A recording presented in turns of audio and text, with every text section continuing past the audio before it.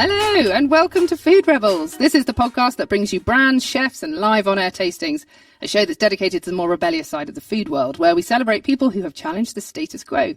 You know me, I'm AJ Sharp, a taste expert, food writer, great taste judge, food and business owner, and with me we have our lovely producer, co-host Georgie Parsons. Hello, hi, I'm back. So really, thank you so much to everyone who's already filled out our survey. We're still running it. We've got a hamper of lots of goodies that you can win. But today on the show, we've got some really exciting guests.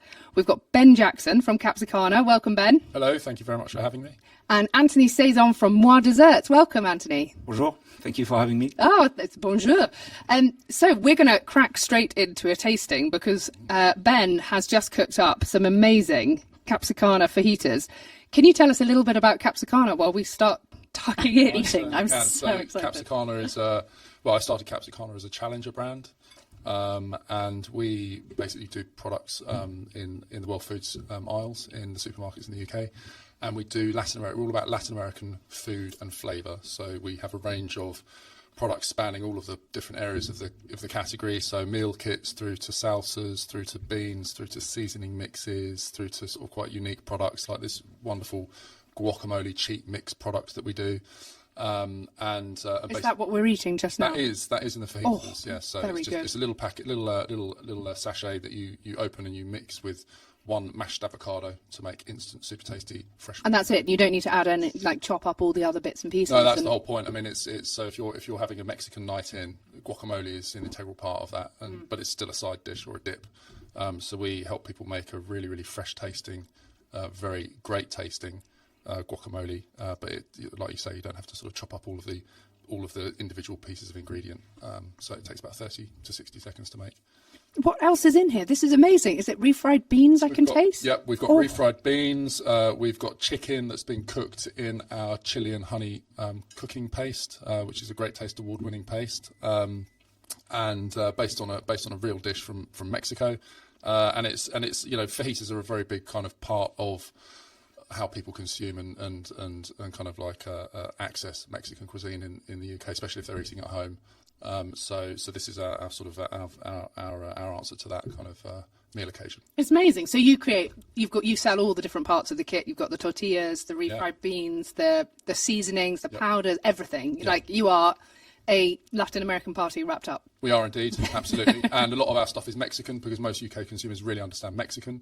But then we're really, really excited and interested around the other sort of flavours and dishes and of the region as a whole, and how all of these different products kind of interweave, and how beans is for example not just something that they consume in Mexico, but it's throughout the region. You just get different types of flavours and textures and different types of beans. So we're sort of also have Brazilian products. We have an Argentinian seasoning mix, which is my absolute favourite seasoning mix. What's that like? It's based on a chimichurri. Oh, I love chimichurri. Super, super good. You can make chimichurri as people often have it as a condiment. You can make the condiment with our chimichurri seasoning mix. You just add really good quality olive oil, some red cider vinegar, and then put the seasoning mix into it, and you get this like nice condiment. Or you can just use it to dry marinate your steaks. It's also great with vegetables and chicken and everything. But it's just absolutely my hands down favourite. Oh, it's amazing.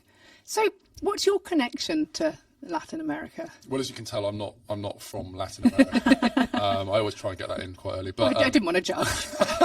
but no, I mean, I grew up cooking with my dad. My dad sort of always massively into world foods, and my parents divorced when I was quite young, so I only used to see my dad like once a month.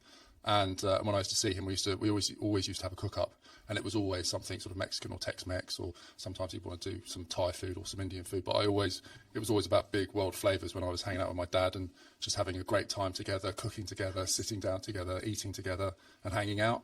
So it it wedged itself right in my. It's like a community, exactly. A comfort food. And I kind of really latched into kind of when we would have these Mexican nights and stuff, because I just loved. I loved it. We would cook up lots of different things, and then we would just assemble it ourselves as you want it. And I really loved this kind of, just pick and mix almost. Hands-on exactly. concept. And hands food, and eating with your hands and that sort of stuff. And it just became something that I became more and more and more interested in. So I used to do a lot of cooking at home, buying lots of obscure cookbooks, hosting friends over for dinner, going out and travelling in the region, and it's just something that really resonated with me. And so I kind of just stuck with it.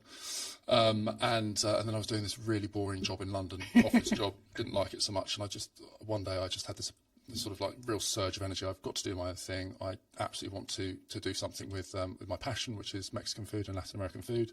And I literally 6 weeks later, I quit my job. That was this like surge of energy happened on the sofa on a Saturday afternoon. Wow. And The moon's aligned. the planets aligned, the stars also possibly aligned. And on Monday, the following Monday, I went into work and I quit my job. It was just like this really, I have to do this kind of decision. And within 6 weeks, I was running a market stall, selling pre-packed dried and smoked chilies. That's amazing. What a cool story. Chilies that you'd imported from Mexico. I was bringing chilies in from Mexico. Oh, wow. And repacking them at my home, in my kitchen.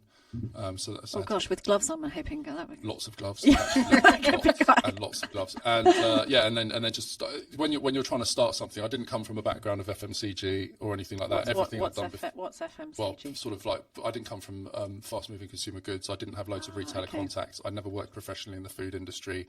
I just loved food, and I loved Mexican food. So I basically needed to start. I needed to get my first foot on my foot on the first rung of the ladder. So I thought, okay, what's the easiest? What's the first stepping stone that I need to get onto? I need to get in front of people. I need to get in front of consumers. I need some products that I can show them, that I can talk to them about. How can I do that? What's the most accessible way of doing that? I know I'll start a market stall, because the daily, Instant feedback. Instant feedback, low cost. You're not sort of putting yourself in the situation where you're signing yourself up for a year. You literally go on the day, you pay £10-20 or whatever it might be for the stall, and then but as you say, you're getting instant feedback, you're in front of people, and it just gives you that starting point to get going. And so that's what I did, and I did that for about 6 months, and I thought, I think I've learned what I need to learn from this. So, and then I took the product set, shut the market stall down, took the product set, and literally drove around the country with a boot full of chilies. Excellent. Going into food halls and farm shops and refusing to leave until they. So that's how it all started. I mean, talking about chilies, your full-on fiesta salsa is chilied to the max. Try that one. The full-on feisty salsa is. Feisty. Sorry, I'm trying to read this across the table. It's because it's always tricky reading a word off of a curved surface. But yeah, it's got habaneros in it. It's got chipotle in it. So it's a really great flavour profile, but a nice kick. And a lot of the salsas that you get in the category, apart from that one, are sort of down the mild, medium end. So we wanted to do something that packed Really a little spicy. bit of a punch. Oh, it's so good. I always find that as well. I think people are so scared of spice that they kind of run in the other direction, whereas actually I always lean into the spice. I love it. Because you can always tone it down, but if it's not spicy enough, it's just slightly frustrating. If you like spice, obviously. I think that's one of the things that we learnt fairly early on, is if you say something's spicy, it has to be spicy. Because people who love spice will buy things that say spicy on it. Exactly. If it's not hot enough, then they feel a bit disappointed. Yeah. So we get great feedback on that product. I think it's got like 5-star reviews on various retail review websites and that sort of thing. So it's been received pretty well. Well, I mean, you haven't had a chance to eat yours since you've been talking. We've all tried it. I mean, Anthony, what did you think of the fajita? Yeah, I'm a massive fan of Mexican food. So yeah, for me that was ticking all of the boxes. Yeah, I really enjoyed it. Particularly impressed with the corn chips, I have to say as well, or crisps. Sorry, in this country. Yeah. I think they do taste like actual corn tortillas, which is not something that's so easy to get in my view. So we're really happy with it. I think they only have 3 ingredients. It's literally corn, oil, and salt. Wow. And they're the only chip in the category that has a Great Taste Award. Oh, really? And it just goes to show, like, simplicity. Actually, sometimes simplicity and really good quality ingredients is just really carries through. Yeah, I often think it's quite hard for a crisp to do well in something like that, because it's sort of, what do you have to do to get an award? You've got to really stand out. You've got to do something really very different to somebody else. Yeah. Which I'm assuming is normally by putting on a whole load of flavouring onto something. Often, but then people don't like that either, and they don't like it if it's too greasy or if it's too salty, or there's a real fine balance of getting that right, and it's kudos, because it's not easy, I don't think. No. And I think also it's around having the consistency from batch to batch as well. That's really, really important, obviously. So we've got a great manufacturing partner that we work with on that one, and it's we're really pleased to have such a great product. But you've won lots of Great Taste Awards. Yeah, we've done really well on that front. I think we're the most awarded brand in the category. We're the only brand that's got all of our seasoning mixes. They're all Great Taste Award winners. So that's incredible. Pretty good. And I think we're just really, I've always been absolutely adamant that the quality and the taste of the product has to be out the park, because if it isn't, people won't come back. It's really, really important that a product tastes great and uses great ingredients. So all of our products have hero ingredients in from the region. It's really, really important. If you want to get a smoked flavour into a Mexican product, don't use smoked flavouring. Use chipotle chilies, which are smoked jalapenos, or use something that's genuine and real. And that's always been a really important thing for me. So you really are digging into that provenance and really going at it authentically. Yeah, I think so. It's important. That's really amazing, because people care about it, and they can taste. You can taste. You can taste it. You can taste that that's a cut above. Yeah. Other brands that people may have tried at home. Other brands may vary. Yeah, other ones. But it's lovely. I think there's something about the fajita, and like you were saying, passing bowls around and your memories of your father, there's something very cohesive about it. It's the sort of thing, when you've got a whole load of people over and you're like, nobody knows anybody. I know. Let's have fajitas, because then everyone has to, pass the guacamole, and you're interacting, and it's very experiential rather than just having a plate put in front of you, which you then have to eat. It sort of just invites togetherness and community and celebrating and hanging out together and enjoying food together and all that sort of stuff. So I love it. There's sort of bartering to it, isn't there? Like, I'll have the last refried beans, but you can have the guacamole. Yeah.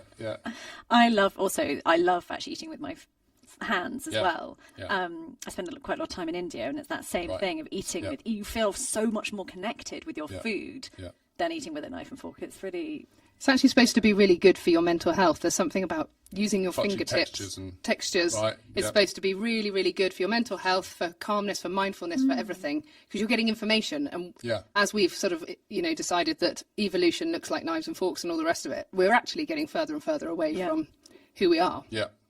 Well, let's have a look at the dessert option now. Another food that we could eat with our hands. Anthony, tell us a little bit about Moi Desserts.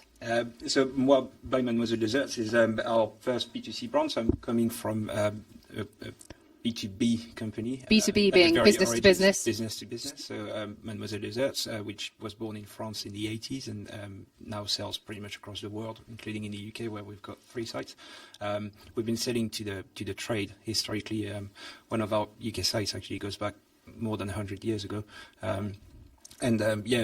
Moi is our first B2C venture. So business to consumer this time, so direct, people like us, to consumers, like lovely. us, in order to start with a very, very strong product, we decided our French mini beignets would be the perfect fit for this. Mini beignets, beignet, meaning donut? No, it just means beignet. But it does look, let's get the D word out of the way. Sorry, I'm going to say the word donut, but I know it's a bad word. We're being playful about it. I'm not kidding you. It looks like a donut. Of course it does, but there's much more to it. It's made with French brioche dough, the most authentic French brioche dough recipe you can think of. Very basic, just good ingredients, and it's flash fried. So that's another point of differentiation versus the mainstream donuts. Are they deep fried? Donuts are deep fried. Yeah. Okay. Flash fried is still fried, but spends less time in oil. It's less time in the oil. It's going to be better for you. Yeah. It's not. It's not grapes. It's not no, fruits. it's not a health food, but it's a treat food. We like to call it healthier food. Healthier indulgence. And then they're injected with all sorts of flavors. We've got 4 today.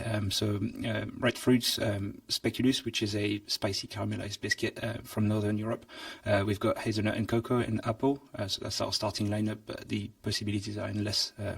Where do you recommend we start? There's a huge pile in front of us here. We always start with the best-selling one, which is the hazelnut and cocoa. Worldwide, that's the one we sell the most. Really? Yeah. But you've only just launched. Yeah, so this product, obviously, we've been selling it for years to the trade as part of our B2B company, but we just thought it was too good to be kept, for the trade. Okay. And so where do you find it? It's a frozen product? Yeah. It's in your freezer. Then you take it out. How long before you want to eat it? Yeah, so we bake them and then flash fry them, and then we freeze them straight away. And then when people buy them, they receive them frozen, but it takes an hour and a half, 2 hours. Probably took quicker today in the boot of my car because it's so warm, but on average an hour, 2 hours. And then, they're good to go. You don't need to do anything with them, just enjoy them. And they're good to go for 3 days, pretty much. They're so fluffy, aren't They're they? so fluffy. Pretty. I just picked one up thinking, Considering it's a frozen product that's only just defrosted, it's very fluffy. That's really what we're aiming for, this freshly baked filling straight at home. Is something we like to mention is, there's the at-home experience and the out-of-home experience, which is what takes you out of them in the first place, trying to get something you couldn't recreate or enjoy easily at home. We want to bring that, into people's houses. No troubles, just freshly baked products. Really good. Just a really lovely treat product. Yeah. When is the time for one of these, for a beignet? All day long. All day long. All day. Breakfast, lunch and tea. Yeah, they work for everything. They're very versatile. If you ask me as a Frenchman, it's more of an afternoon treat in the summer on the beach, or on a shopping trip with your parents. That's what I remember of them. Now you could possibly enjoy them first thing in the morning or in front of the telly in the evening. So are they a traditional French delicacy? Yeah. Oh, I mean, have you ever had one before? No. Only when I met you guys, we were at one of the food shows, and I tried them there, and we all got really excited. I mean, the beignet is a name that covers many, many types of fried delicacies. I think if you go back long enough, you end up in ancient Greece somewhere. But then the French have made a specialty of it. Now, within France, there are different types of beignets, so that's one type. This recipe in particular is originated from the north of France, which is, that's where the whole side business with the beignet started. But you could find different versions in the southwest, for instance, and then the same version was taken to the US, and that's what people call the New Orleans beignet now. That's also a beignet, but that's a different one. Okay. It's actually a recipe that comes from another part of France, so very rich history in the beignet arena. Did you get the bigger ones or smaller? Are they always this size? I was going to say they're a really delicate size. That's our signature, this size. Yeah. The traditional size is pretty much the size of a big donut. Oh, is it? Yeah, Okay, the ones I had as a kid, they were probably 12 centimeters diameter. That's, I think, our point of differentiation back in the 80s was to make them minis. I think that's pretty cool. Do you know what? I'm having a summer drinks party in a couple of weeks. And I was thinking, what can I serve for a pudding? Yeah. This would be because perfect. I'm just doing like some canapé bits, and I don't want to do anything big. But this would be ideal because they're the right size. Yeah, they are. Yeah. You can fluffy. eat with one hand, drink in the other. The diversity of flavors as well. Yeah. It's entertaining. I mean, back to your point with the Mexican food, it's all about sharing and talking about the different flavors you're enjoying, and you should try this one, or I really enjoyed that one. And they're all very different, aren't they? Like the is it called Speculus? Speculus. Yeah. Tastes a bit like Biscoff. Am I allowed to say that? Tastes very similar, yeah. Tastes very similar to that, and it's very sweet, but it's lovely and rich. And whereas the apple's got quite a nice zinginess to it. I love the apple. The apple works really well in the summer. We saw that at Pub in the Park a few weeks back. It's cooling. Yeah, almost, isn't it? I think the first few sessions were a bit rainy, not so much great weather, and we sold a lot of the speculus and hazelnut and cocoa. The Saturday was a bit like today, and we ran out of apples 2 hours before the end of the day. So Wow. yeah. Can you heat them up? I wouldn't recommend it. No. Okay. What happens to them? You're not gonna feel sick or anything. No, it's I'm just just it's gonna. curious if they they're meant to be enjoyed ambient. Okay. That's how. So is it those 4 flavours? Have you got other flavours? Is there? Well, as part of our trade side of the business, we do all sorts of flavors, bespoke flavors, fruity, indulgent ones. Obviously, you need to start somewhere. So with the launch of this product, we just ran lots of analysis, taste panels. We spoke to consumers, did some research and so on, and we just decided that these 4 flavors were the best ones for a lineup. AJ is being so good, and she's just eating like a little mouthful of each. I've inhaled like every single one. I keep going, I'll just have half, and then I can't, and then I want to finish it. Well, I've been tearing them in half, pretending I'm only going to eat a bit, and then as I'm asking you questions, I'm just going back and eating a bit more each time. This was honestly, we were at this show, and Sam met you guys, and she came over with this tray, and within about 6 seconds, the whole lot had gone. We're like, someone else needs to go back and ask for some more samples. Just so good. They're so light. I think that's the thing. They're not heavy Light in and any airy, way. yeah. Really That's light and what we aim airy. for, yeah. It's The other thing with the if you have like a sort of, I'm kind of slightly comparing them to donuts, I suppose, Yeah. because it's the closest thing that I know. But with a donut, they're quite sort of they're quite oily. Yes, a donut can be, yeah. None of that here. No, but you're putting the filter of a donut because it looks a bit like a donut, does, yeah. and then you bite into it and you're like, oh, Wow. not a donut That's at all. Yeah, that's the part I love the most when we were at Pum in the Park. Obviously, people were seeing them and saying, "Oh, look at the mini donuts; they're cute." And I was telling people, "No, they're not donuts. Come and see what I'm talking about." And They are beignets. Just, I know it sounds arrogant when we do that, but people do end up agreeing with us. Immediately, to me, it's got more value because it's called a beignet, not a donut. So. The ingredients make the whole difference. I mean, the higher egg content, the fresh butter, the yeast, donut is not made in a similar manner. That's all. You can taste it. There's that richness there from, Yeah. I guess, using proper eggs and that Yeah. kind of stuff. Yeah. There's nothing like the actual ingredients. It's the one and only answer to good food. I think good ingredients. So you make them in France? Yeah, we do. Yeah, In and the then north.